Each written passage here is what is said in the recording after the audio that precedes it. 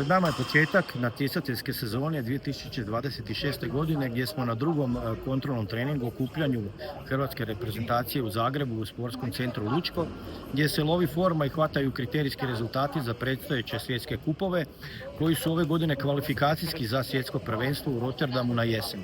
Dio te serije svjetskih kupova je etapa u Osijeku, po prvi puta etapa koja ima kvalifikacijski značaj, odnosno bodovi se skupljaju i u Osijeku kao i na ostalih 5 etapa svjetskog kupa.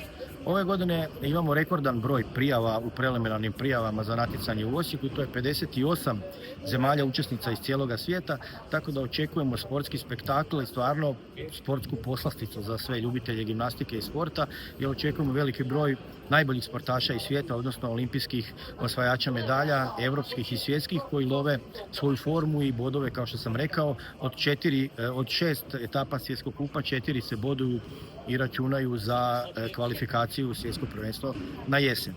Osijek će ove godine naravno biti jedna od najava najvećeg događaja u povijesti Hrvatskog gimnastičkog saveza, koje je pred nama u 8. mjesecu, a to je organizacija Europskog prvenstva u gimnastici, i to i u muškoj i u ženskoj gimnastici, i juniorski i seniorski kategorije i uzrasti od 13. do 23.8. Dio smo velike organizacije Europskog prvenstva u bazičnim sportovima, Birmingham i Parisu, plivanje i atletika, objedinjeni s gimnastikom u Zagrebu, biti će idealna platforma za marketing i promociju sporta u Europi i svijetu.